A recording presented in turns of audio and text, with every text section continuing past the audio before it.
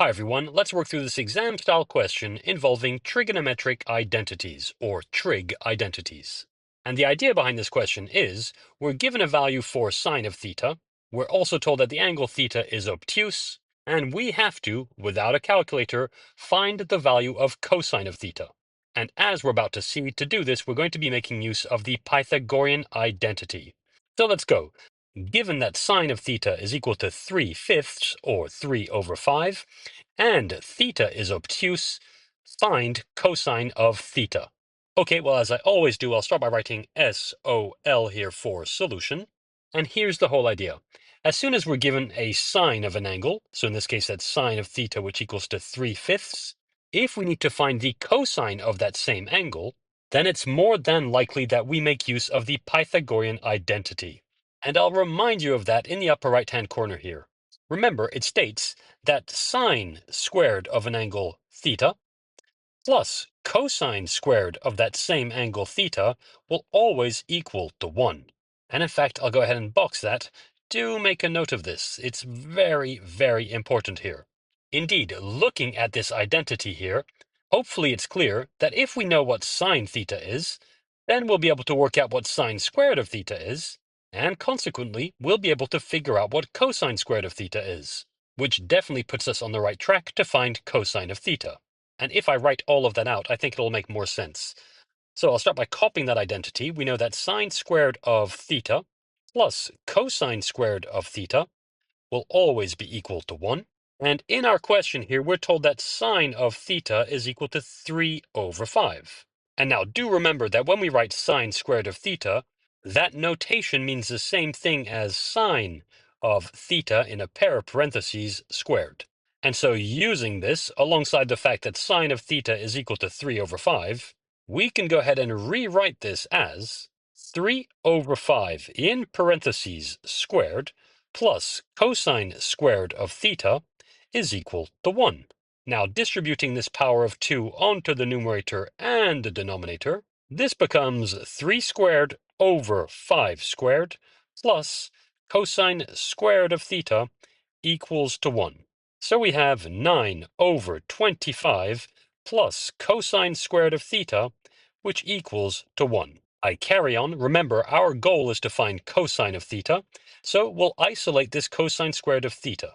And for that, I'll subtract 9 over 25 from both sides of this equation, so that we're left with cosine squared of theta on the left-hand side, which equals to 1 minus 9 over 25 on the right-hand side.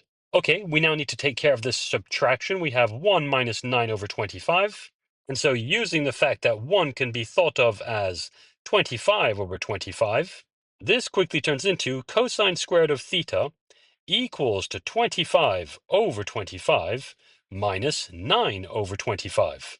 And now carrying on with my working up here, on the left-hand side we'll still have cosine squared of theta, that's cosine squared, which will equal to the right-hand side, which we can now write over 25. So we'll have everything over 25 on the right-hand side. And on the numerator we'll have 25 minus 9, which is 16. And now, since cosine squared of theta is equal to 16 over 25, to figure out what cosine of theta is, we'll apply the square root. But careful, there's a trap that you don't want to fall in. Indeed, our next step is to write cosine of theta is equal to plus or minus the square root of 16 over 25. And do be careful. This plus or minus here is very important.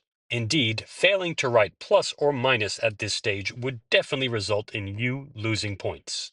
And the reason for that is because this plus or minus tells us that there are two possible answers here. And in just a minute, we're going to see which of the two it is. But before doing that, let's tidy up this square root a bit, using the fact that the square root of 16 over 25 is equal to the square root of 16 over the square root of 25, so that this cosine of theta is equal to plus or minus the square root of 16 over the square root of 25. And now, since the square root of 16 is 4 and the square root of 25 is 5, we can now state that cosine of theta is equal to plus or minus 4 over 5. And in fact, I'd go ahead and box that intermediate result. There we go. Okay, now which of the two is it? Is cosine of theta equal to positive 4 over 5? Or is it equal to negative 4 over 5? And to answer that question, we need to go back to an important bit of information that was given to us in the question. And that's the fact that we were told that theta is obtuse. I'll box that in red here. There it is. We were told that the angle theta is obtuse. Now that bit of information is important because technically that tells us that theta is greater than 90 degrees and is less than 180 degrees. And to figure out whether cosine of an obtuse angle is positive or negative, we can always make use of a unit circle. So I'll sketch one now. There we go. That's my unit circle. There we go. It's centered at the origin, crosses the x-axis here at 1 and negative 1 here, the y-axis at negative 1 here, and the y-axis at 1 up here. Now remembering that angles are measured anti-clockwise starting from this point here as I move along the circumference of the circle, any obtuse angle will be in the second quadrant here. And so for argument's sake, let's say I place a point right here on my unit circle. In fact, I'll even call that point P, and I'll draw the radius OP right there. There we go. And the angle theta would therefore be this one, like that, theta.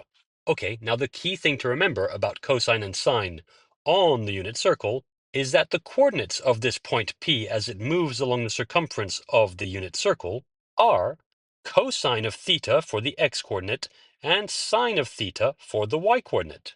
And because this angle theta is an obtuse angle, we're in the second quadrant, so this point P has a negative x-coordinate right here. And as we just said, this negative x-coordinate corresponds to cosine of theta. In other words, at this point right here on the x-axis, we're at negative 4/5, and that's what cosine of theta must be. So on the exam paper, we'd state something along the lines of theta is obtuse, so two dots cosine of theta is equal to negative 4 over 5. And that's the answer. And there we have it. That's it for this exam question, in which, given a value of sine, we were able to find a value of cosine using the Pythagorean identity. All that being said and done, that's it for this tutorial.